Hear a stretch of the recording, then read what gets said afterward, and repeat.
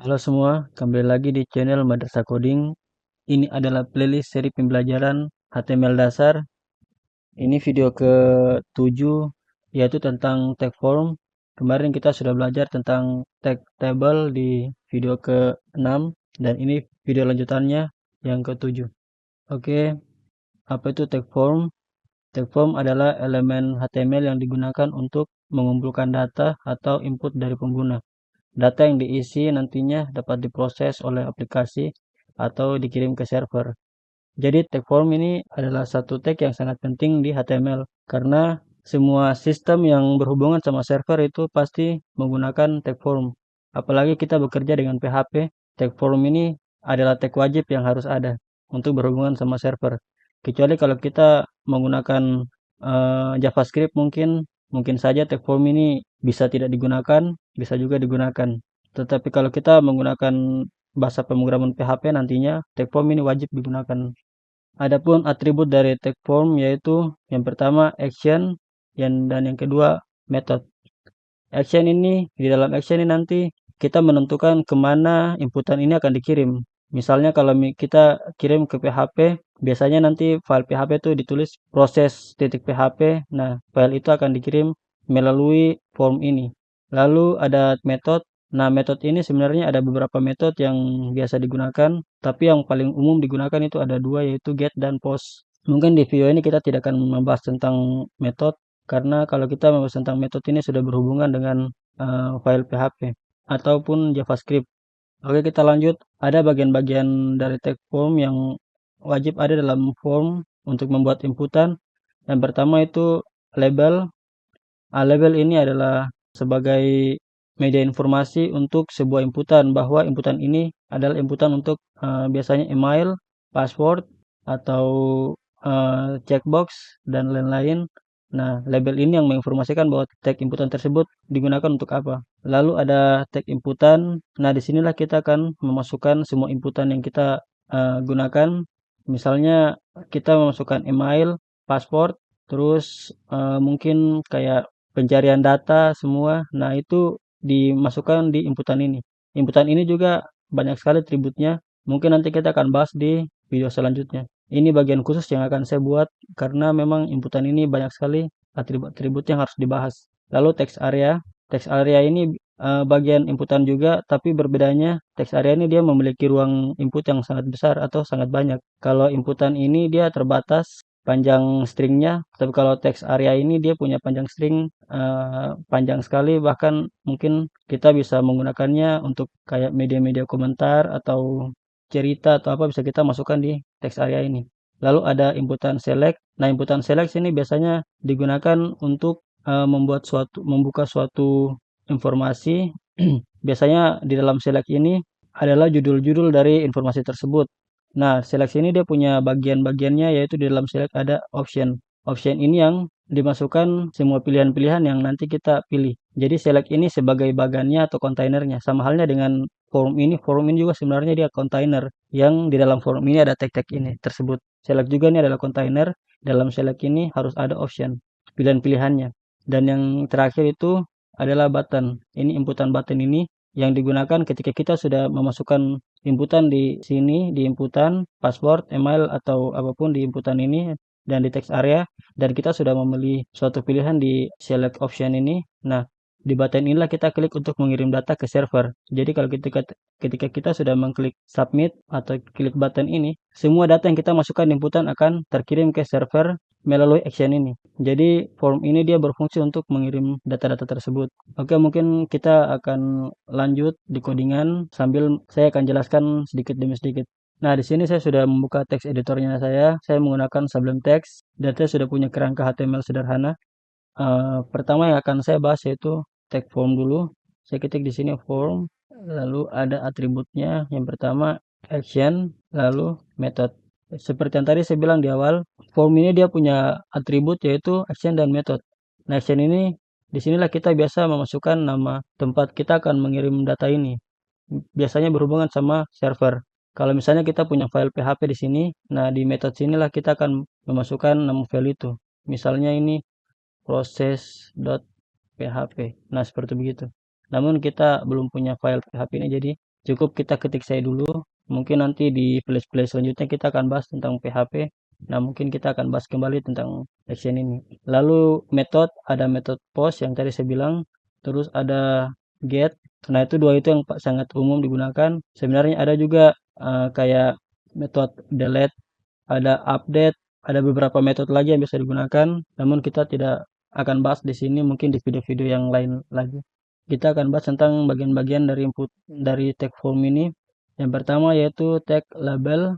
Nah, label ini dia yang memberitahu bahwa suatu inputan berfungsi untuk inputan apa. Di label ini juga dia memiliki atribut yaitu for. Nah, misalnya saya masukkan sini username. Ini nanti inputan di bawah sini dia berfungsi untuk inputan username. Saya save lalu lihat hasilnya.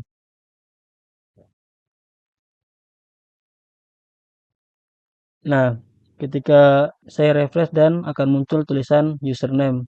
Nah, ini tulisan inilah yang saya tulis tadi dalam label. Jadi label dia berfungsi untuk melakukan hal seperti ini saja, yaitu menginformasikan bahwa inputan di bawah adalah inputan untuk username. Nah, setelah label ada input. Nah, inputan inilah tempat kita akan menulis semua inputan yang kita gunakan. Misalnya mungkin email, username, password. Nah, di inputan inilah kita akan memasukkan itu semua. Ada atribut tambahan yaitu ID, username. Nah, ketika kita menggunakan label dan mengisi for username, kita harus memasukkan ID di inputan sebagai alamat dari label ini. Dan harus sama antara ID dan for ini. Terus ada inputan tipe dan name. Nah, tipe ini bermacam-macam. Kita bisa masukkan tipe untuk teks. Nah, ketika kita masukkan inputan teks, tipenya teks, kita mengetik sesuatu di sini dia akan terlihat sama. Ketika saya ganti jadi password, save.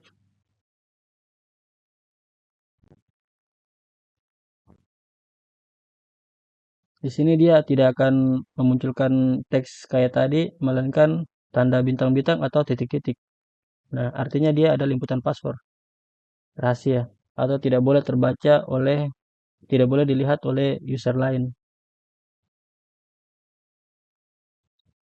Di sini tipe inputan sini sebenarnya banyak sekali, mungkin kita akan bahas di video berikutnya. Nanti saya akan buat video khusus tentang inputan ini, karena inputannya memang banyak sekali yang harus dibahas. Lalu ada atribut name. Nah, ketika kita berhubungan sama PHP, proses action ini, kita harus menulis alamat atau identitas dari inputan ini. Karena yang nanti dibaca oleh server atau proses PHP ini adalah name ini. Misalnya kalau kita mau inputan ini adalah inputan untuk username. Nah, otomatis kita harus masukkan juga username-nya di name ini. Nah, ketika kita sudah masukkan seperti begini, ketika saya menuliskan sesuatu di sini, terus saya submit. Nah, kata-kata yang ada dalam inputan ini akan dikirim melalui action. Dan di server nanti yang akan ditangkap itu berupa kata-kata ini berupa name ini. Mungkin nanti kita akan bahas di video-video lain karena ini kalau sudah berbicara tentang name ini sudah lebih advance lagi pembahasannya. Oke, di sini saya akan buat dua inputan username, lalu saya copy ini,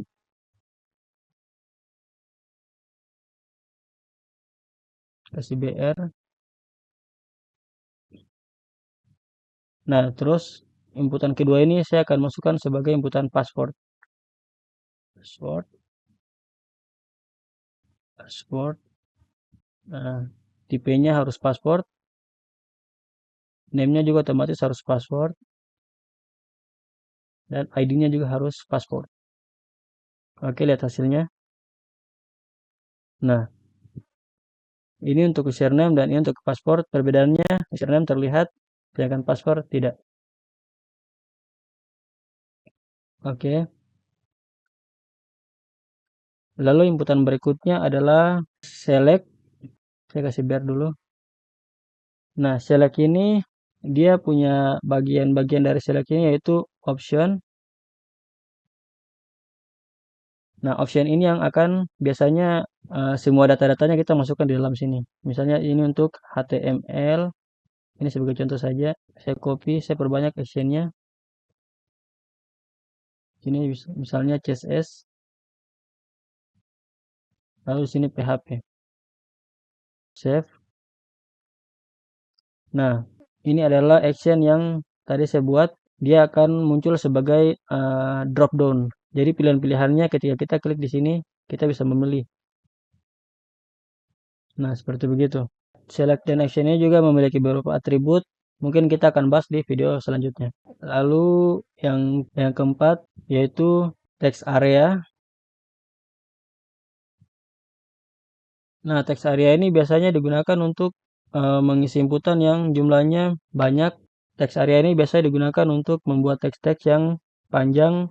Di sini kita bisa masukkan kayak seperti suatu pesan panjang, komentar, atau juga kayak cerpen, puisi. Kita bisa masukkan semua di text area ini karena text area ini berupa string yang tidak memiliki batasan atau mungkin saya memiliki batasan, namun batasannya itu sangat panjang. Tidak seperti input ini yang memiliki panjang string, tidak seperti text area ini. Batas string yang sangat pendek, tetapi kalau text area, dia memiliki batasan yang panjang. Saya save. Nah, seperti begini. Di sini kita bisa masukkan apa saja, panjang sesuai dengan yang kita mau. Dan kalau misalnya kita mau baca, tinggal kita perbesar di sini. Ada garis 2 di sebelah kanan bawah. Nah, itu fungsi text area. Ini biasa teman-teman bisa jumpai di komentar-komentar atau biasanya juga website-website yang digunakan untuk website membuat puisi, surat, atau juga biasa digunakan untuk kayak membuat aturan-aturan dalam sebuah website. Biasanya adminnya ketik dalam text area ini. Lalu yang terakhir yaitu tag button, dan ini tag yang sangat penting sekali karena kalau tidak ada tag ini kita tidak bisa mengirim data-data tersebut ke server. Nah, misalnya submit. Nah, tag button ini juga dia memiliki dua atribut. Sebenarnya tiga, tapi yang satunya itu biasanya kalau kita berhubungan sama JavaScript. Yang pertama itu submit. Lalu ada juga reset dan tipenya juga button. Kalau button itu kalau digunakan di sini di form yang digunakan untuk mengirim data ke proses PHP, button itu sebenarnya tidak akan mengirim data karena dia bersifat sebagai default. Jadi kalau kita ketik atau kita klik, maksudnya kita klik, dia tidak mengirim kemana-mana. Beda kalau kita menggunakan submit. Nah, ketika kita klik, dia akan langsung mengirim data. Kalau kita masukkan di sini tipenya reset. Nah, reset ini digunakan kalau teman-teman sudah masukkan data-data di inputan-inputan ini, lalu teman-teman mau ubah semuanya. Nah, kita tinggal klik reset. Di sini saya coba untuk bikin dua tombol. Yang pertama submit, yang keduanya reset. Nah, kita lihat perbedaannya. Oke, tombolnya sudah ada.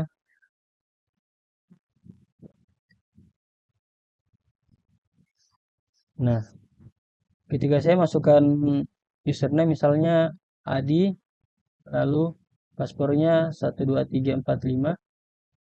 Di sini untuk dropdownnya saya pilih CSS, lalu text areanya saya programmer. Nah, ketika saya klik reset, semua data-data di sini akan hilang dan dia tidak mengirim data ke PHP, tetapi memang cuma menghapus pilihan di dalam sini atau menghapus semua yang sudah kita masukkan.